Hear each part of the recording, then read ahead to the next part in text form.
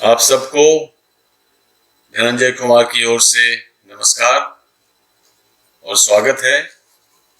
कुछ मित्रों ने आग्रह किया कि मैं कविता तो सुनाता हुआ अक्सर पाया गया हूँ, लेकिन आज एक कहानी पढ़ रहा हूँ।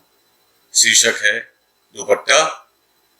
संभवतः आपको इसमें कुछ रुचिकर लगे। उस दिन भी वह उसी बेंच पर बैठी थी। उस दिन भी वह उसी बेंच पर बैठी थी। सब कुछ पहले जैसा ही था। कुछ बदला था तो केवल उसके दुपट्टे का रंग, जो शायद उसके मानसिक बदलाव का सूचक था। लेकिन वह पहले की तरह इस बात से भी नावाकिफ ही रही। उसे बस इतना मालूम था कि बदलाव मन का हो या जगत का, दोनों के बीच एक पारस्परिक बहाव है, दो तरफा। यह कहानी असल में विवेक की है, उस लड़की की नहीं जो उसे कभी कभी दिख जाया करती थी, लेकिन अब तक न उससे मिली न उसके दिल से निकली। करीब 3 वर्ष पहले विवेक ने उस लड़की को पहली बार देखा था, दिल्ली में लोधी बाग के उसी बेंच पर। उस दिन एक लाल दुपट्टे ने उसके बदन से लिपटकर उसके चेहरे को छुपा रखा था। विवेक मेरठ में जन्मा और बड़ा हुआ था। बचपन से होनहार और पढ़ाई में होशियार। हाई स्कूल तक की शिक्षा के बाद उसका दाखिला आईआईटी दिल्ली में हुआ था। वहां से ग्रेजुएशन के बाद करीब 5 वर्ष पहले विवेक का ब्याह मेरठ के पास ही एक गांव में मध्यम वर्ग की लड़की मेघना से हुआ था। उसने दहेज लेने से इनकार कर दिया था।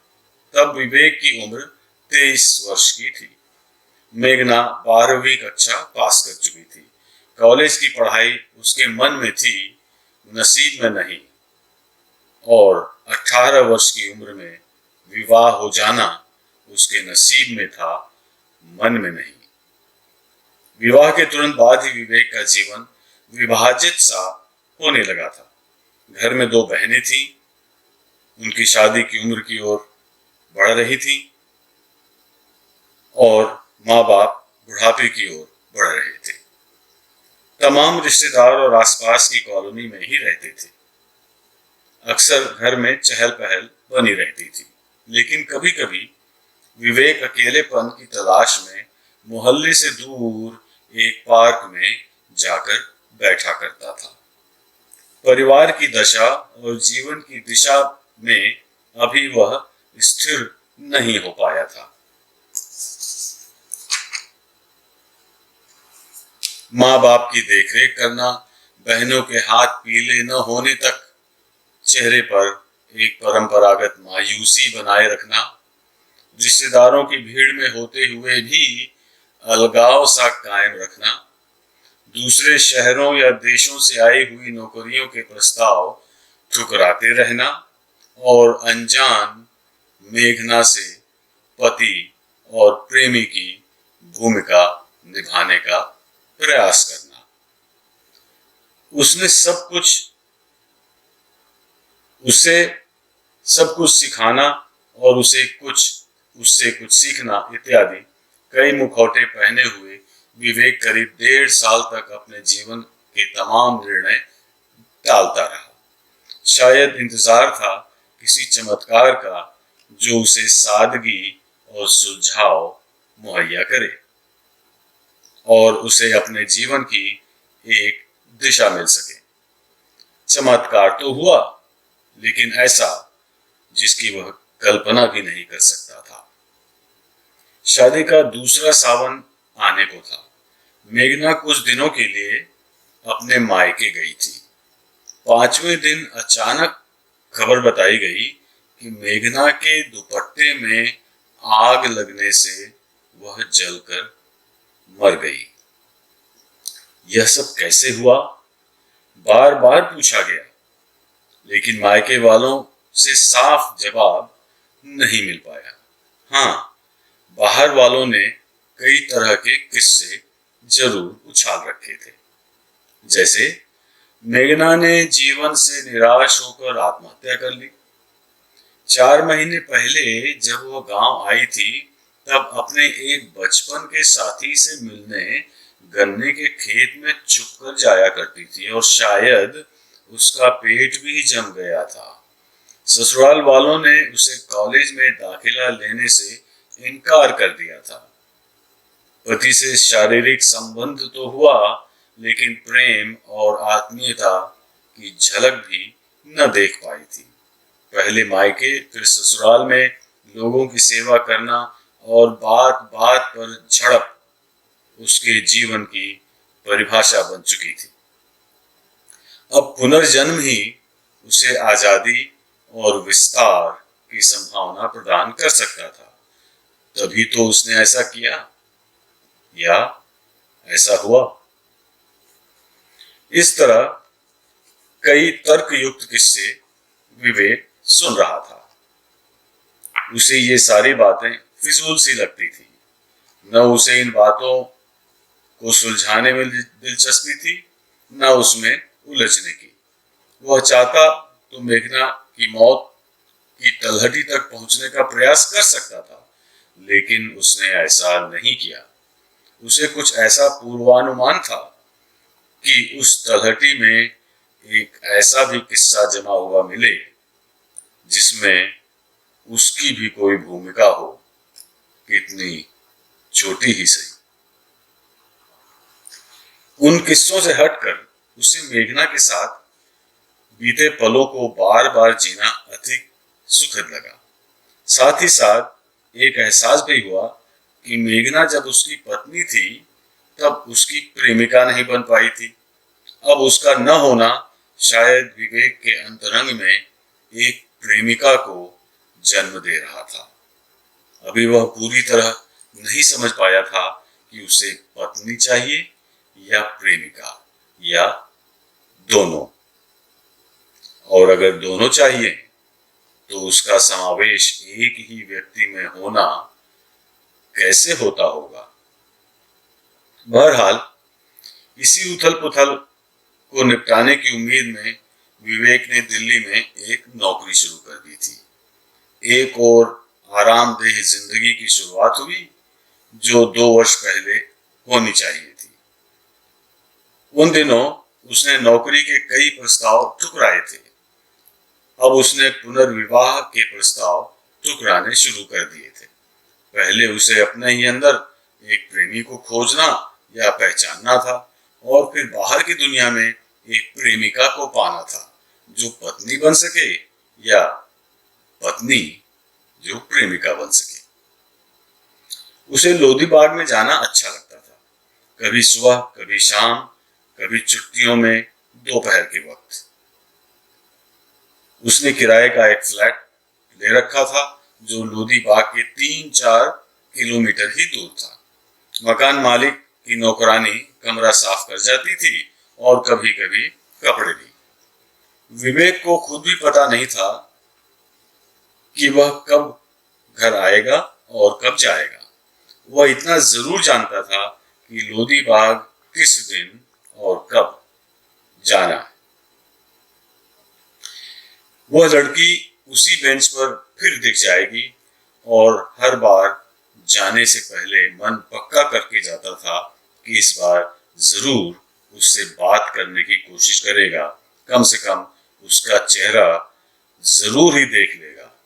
कौन जाने, अजनबी भी कभी जाने पहचाने निकल आते हैं या बन जाते हैं। अगस्त का महीना था, रविवार की दोपहर। इस बार विवेक का लोधी बाग जाना 3 हफ्ते बाद हुआ था। उन दिनों उसे काम के सिलसिले में बंगलुरु जाना पड़ा। वापस आने के दूसरे दिन हर पिछले रविवार की तरह करीब 11 बजे बाग के दायरे में दाखिल हुआ। उसके कदमों को पहचानती सी पगडंडी विवेक को उसी बेंच की ओर ले गई। कदम तो सिर्फ चलते हैं, कभी अपने आप निकल पड़ते हैं, कभी राहों से जुड़ जाते हैं, कभी लक्ष्य का चयन रास्ता निर्धारित करता है, कभी रास्ते का चयन लक्ष्य। लेकिन आज तो कदमों की रफ्तार विवेक को अपने दिल की धड़कनों से जुड़ी हुई लगी।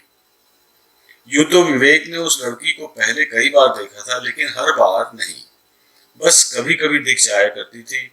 यूं कहिए कि विवेक अभी तक ये तय नहीं कर पाया था कि वह किस दिन और किस वक्त आती है वहां। सिर्फ यही सुनिश्चित था कि हाथ में किताब, साथ में नोटबुक, थैले में पानी की बोतल, कुछ खाने की चीजें, एक तौलिया आदि जरूर होता था उसके पास। कई बार उसे दूर से देखकर विवेक को ऐसा लगने लगा था कि उनकी आपस में बहुत सी बातें हो चुकी हैं और वे एक दूसरे को अच्छी तरह जानने लगे हैं। देखने और जानने का अंतर धीरे धीरे कम होता सा लगा, जैसे दिल में आंख उतर आई हो।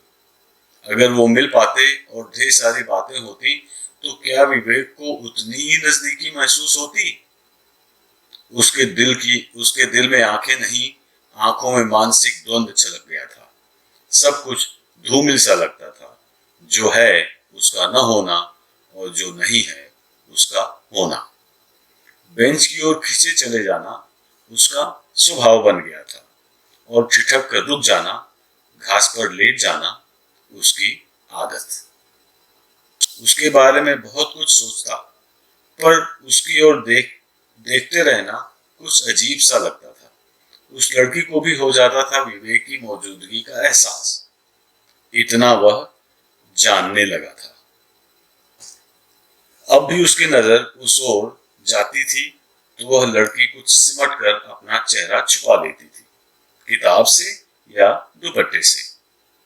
अक्सर उसका दुपट्टा सफेद रंग का हुआ करता था, जिसे वह सीने से चेहरे पर खींच लिया करती थी, मानो उसकी कोई और अभिव्यक्ति न हो।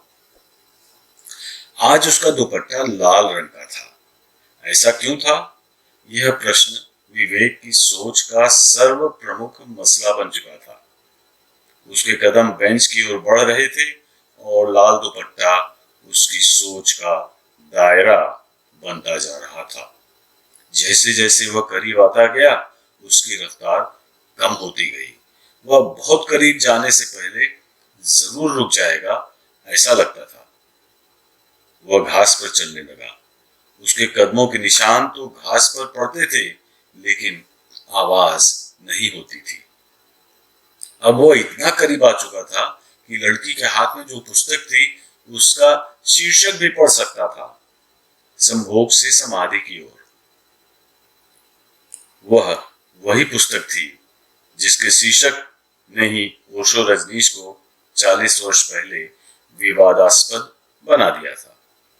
लोगों ने पढ़े बगैर ही उस पुस्तक को संभोग की विधियों का अश्लील चित्रण मानकर ओशो पर समाज में भ्रष्टाचार फैलाने का आरोप लगाया था। समाधि तो दूर, जिन्हें संभोग का भी गहरा अनुभव न हुआ हो, वो कैसे बर्दाश्त करते कि किन्हीं औरों को उपलब्ध हैं ये दोनों संभावनाएं। शायद विवेक की भी यही दशा थी। मेघना के साथ उसका संबंध संभोग की गहराई या ऊंचाई नहीं छुपाया था और उसके जीने की दिशा समाधि का द्वार नहीं खोल पाई थी। शायद इसीलिए लाल दुपट्टे की लालिमा उसे अपने रंग में रंगती जा रही थी। उसे दूर से ही वह लड़की मेघना जैसी सुंदर और सुडौल लगने लगी थी, जिसने बरसों किया हो इंतजार वीर्यवान विवेक का। क्यों नहीं, लाल रंग का स्पंदन जुड़ा है रक्त से, प्रकृति से और सृजन से भी। घास की हर धूप विवेक को हल्की सी सिहरन देती रही और वह लेटा रहा रक्तांबरी आकाश के तले। उसे लगा जैसे एक पांव पर्वत पर और दूसरा वादी में हो, उस लड़की के सीने के चढ़ाव उतार के मानिंद। अब वह जाए भी तो कहां? उत्तेजना से भ्रम भ्रम से दुनिया और दुनिया से भय। इसी काल्पनिक सृजन क्रिया ने विवेक की सिहरन को शिथिलता की ओर प्रवाहित किया। मानो उस लड़की के तन मन के विस्तार ने विवेक की उत्तेजना और कल्पना दोनों को एक साथ निगल लिया हो। कुछ देर बाद पास के खंडहर से कबूतरों के गुटरगू ने विवेक का जागृत स्वप्न तोड़ा। उसने अपने आसपास देखा स्वप्निल निगाहों से। वह लड़की जा चुकी थी, लेकिन बेंच पर अपना अक्स छोड़ गई थी। विवेक उठकर उस तरफ गया और बेंच की दूसरी छोर पर कुछ देर बैठा रहा, खोया खोया स्वप्न और जागृति के मध्यांतर में। मोबाइल की घंटी ने उसे चौंकाया। दो बातें हुई और वह उठकर चला गया, यूं सोचता हुआ कि अगली बार मिली तो उस लड़की के पास जाकर बैठ जाएगा, उसे देख लेगा और जान लेगा कि वह कौन है और वहां क्यों आती है। इंजीनियरिंग की शिक्षा और नौकरी ने विवेक का व्यक्तित्व गढ़ा था। वह तर्क और गणित को ही पूर्ण सृष्टि का आधार मानता था। हर एक बात, इंसान या घटना को किसी न किसी मकसद या प्रक्रिया से जोड़ने की कोशिश करता था। अक्सर खुद को सफल मानता था। खिलना, मुरझाना और फिर खिलना फूल का स्वभाव है, मकसद नहीं। यह बात उसे अपवाद सी लगती थी। उसके अपने जीवन में भी कुछ मौलिक प्रश्न या तथ्य ऐसे थे जो विचार शक्ति से परे थे। जैसे मेघना उसे छोड़कर क्यों चली गई? वह लड़की कभी कभी मेघना जैसी क्यों लगती है? उसके दुपट्टे का रंग उसे क्यों प्रभावित करता है? वह खुद उसके पास जाने से क्यों कतराता है, घबराता है? हालात अक्सर उसके प्रतिकूल क्यों लगते हैं? ऐसे विचार और प्रश्न क्यों और कहां से आते हैं, और इन प्रश्नों का निराकरण किए बिना वह कैसे जी लेता है? फिर भी विवेक का जी लेना एक प्रश्न नहीं, तथ्य है, जिसका क्रमिक विकास ही उसका आगामी विकल्प था। मन ही मन विवेक ने उस लड़की को एक उपयुक्त नाम दे रखा था, अंतरा, और उस नाम के कई अर्थ भी गढ़ डाले थे। सोचा, अंतरा का अर्थ हुआ अंतरंग में समा जाना, अपने जीवन संगीत के स्थायी से उभर कर अंतरा की ओर संचारित हो जाना, निकटता महसूस करते हुए भी दोनों में अंतर बने रहना। लेकिन मेघना और उस लड़की में अंतर का विघटित होना। विवेक को भरोसा था कि वह जल्द ही अंतरा के और अंतरा में कुछ और अर्थ खोज लेगा। 8-10 दिन के बाद वह लड़की फिर लोधी बाग में विवेक को मिली, या कहिए दिखी। वह उस दिन नदी में उतरना चाहता था, लेकिन पांव से ही पानी को छूकर बाहर निकल जाना पड़ा था। उसने दूर से लड़की को देखा। गले के इर्द गिर्द एक नीले रंग का दुपट्टा लहरा रहा था। विवेक फिर घास पर चलता हुआ उसके करीब पहुंचा था। कदमों की रफ्तार कुछ ऐसी थी कि लगा एक लंबा अरसा फिसलता जा रहा है, सरकता जा रहा है, बंद मुट्ठी से रेत की तरह। साथ ही ख्यालों की रफ्तार बढ़ती जा रही है, उमड़ती जा रही है, मरुस्थली तूफान की तरह। आज नीले दुपट्टे का क्या अर्थ हो सकता था? शायद यह रंग भावुकता का प्रतीक है, कुछ महसूस करने का, दिमाग से दिल में उतरने का, दिल की बातें होठों तक लाने का। इसी नीले रंग के तूफानी विस्तार में मेघना और अंतरा का धूमिल सामंजस्य विवेक के मन में एक नई तस्वीर बुन रहा था, या पुरानी तस्वीर से गर्द छट रही थी। मेघना भी बहुत कुछ कहना चाहती थी, सुनना चाहती थी और पूछना चाहती थी। इन ख्यालों की जमीन से विवेक कई बार गुजरा था, इस उम्मीद में शायद मेघना की बातें वह अंतरा से कर सकता, लेकिन ऐसा हुआ नहीं। मेघना की अनकही बातें विवेक के मन के किसी कोने में खुद ही उभरने लगी थी, स्वेटर में ऊन के कच्चे धागे की तरह। न जाने क्यों आज उसे ऐसा लगा कि नीला दुपट्टा अंतरा से कुछ कहलवाएगा, लेकिन शुरुआत तो उसे ही करनी होगी, ऐसा वह ठान कर आया था।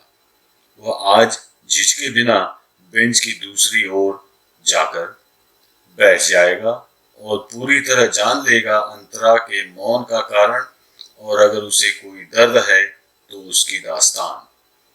पहले उसे शोरगुल से घबराहट सी होती थी, अब मौन से।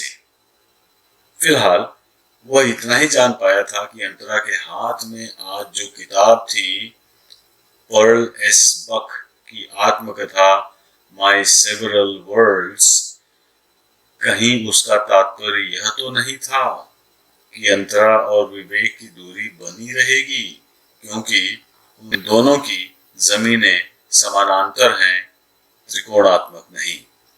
विवेक का तर्क और गणित उसे बस यहीं तक पहुंचा पाया था।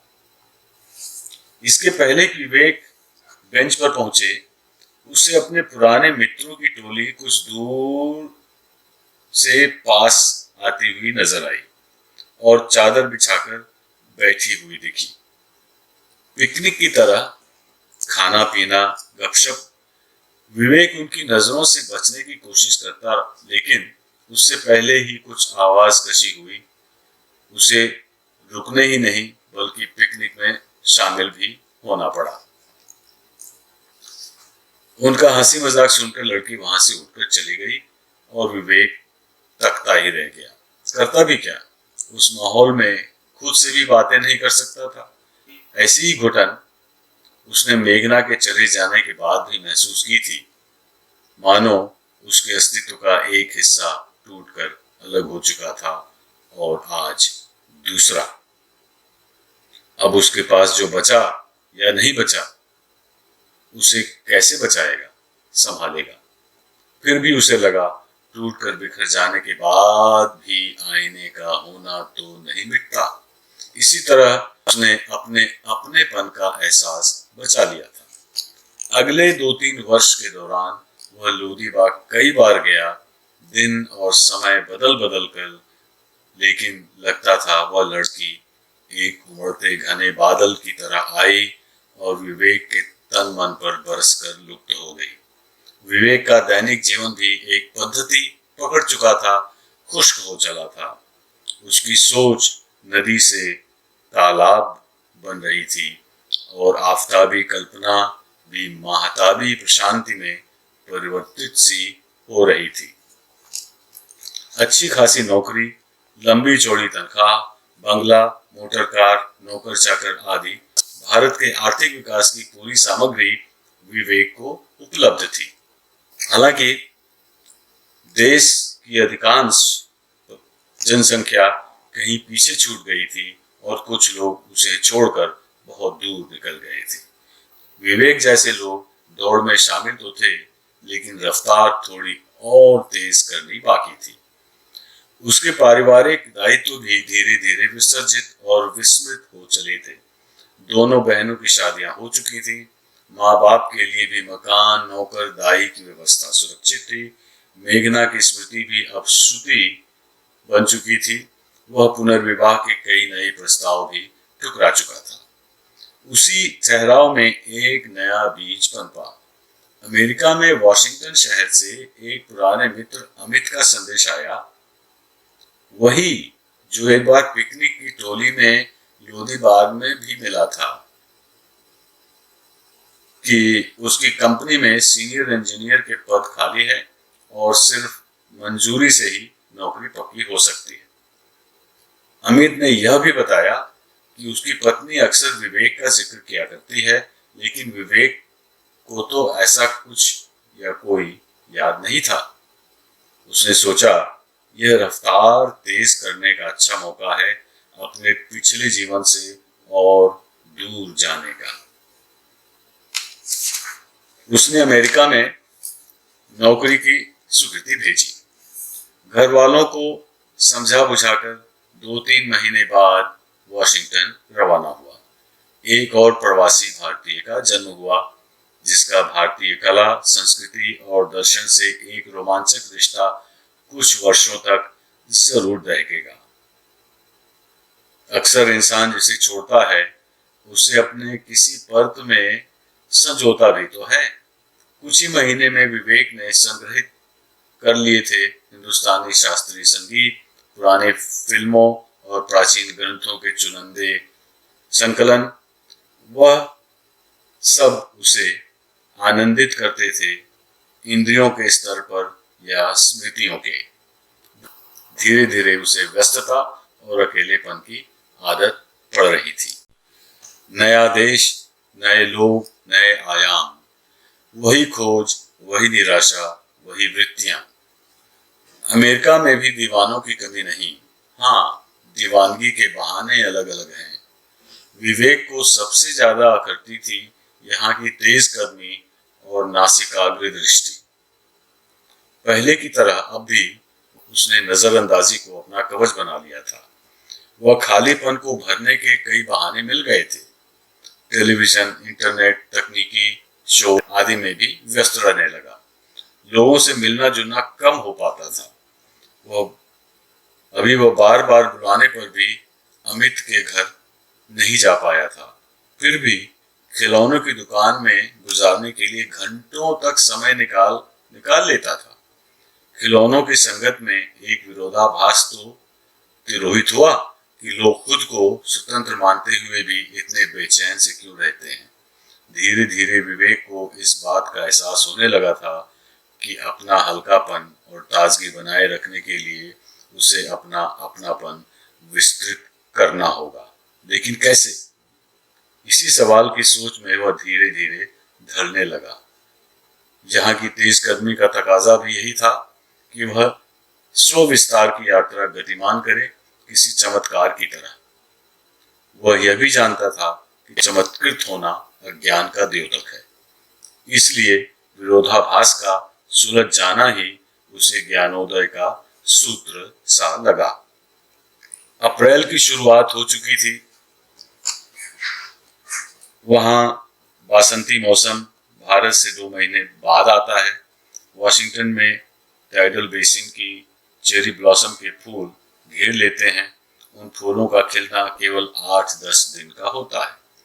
नैसर्गिक सौंदर्य की वह अनूठी छवि होती है, किसी चलचित्र की तरह, और पर्यटन का बहाना होता है पक्षियों के प्रवसन की तरह।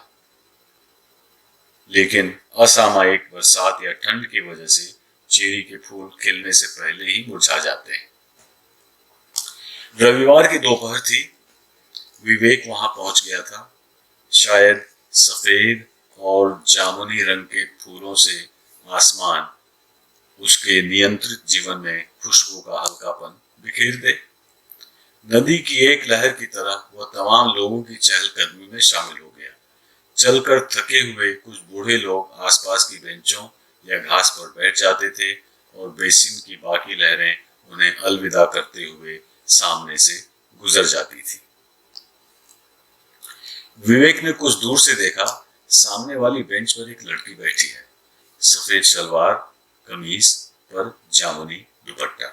लगता था वह फूलों के रंग में नहाई हुई है। वह जामुनी रंग विवेक को बिजली की तरह इंद्रधनुष की छत पर ले गया और इस्पात की तरह चेतना की तहों में। इस माहौल में अंतरा का ख्याल आ जाना उसे उतना ही असामान्य लगा जितना लोधी बाग का अवतरित हो जाना टाइडल बेसिन में। उसके हाथ में वही पुस्तक थी, डेविड पीट की सिंक्रोनिसिटी, जो विवेक खुद इन दिनों पढ़ रहा था। पुस्तक का प्रसंग अचानक उसके मनस में कौंध गया। कुछ ऐसे था कि सृष्टि में सब कुछ एक दूसरे से जुड़ा हुआ है और इस समग्रता से अलग सीमित परिप्रेक्ष्य में बहुतेरी अनहोनी सी घटनाओं को चमत्कार जैसा मान लिया जाता है। सिद्ध संतों के दृष्टांत में यही समानता है। जैसे निसर्गदत्त महाराज ने अपनी पुस्तक आई एम दैट में बताया कि कुछ भी ऐसा इसलिए है कि बाकी सब कुछ वैसा है। साक्षात्कार का यह मौका विवेक खोना नहीं चाहता था। आज वह उसे देख लेगा, मिल लेगा, जान लेगा और बातें भी करेगा। उसने सोचा, यह अमेरिका है, कोई अड़चन नहीं है, कोई भी किसी से भी मिल सकता है, मुस्कुराकर बातें भी कर सकता है। इससे पहले कि वह फिर बेंच से उठकर चली जाए, विवेक वहां पहुंच गया और बेंच की दूसरी ओर बैठ गया।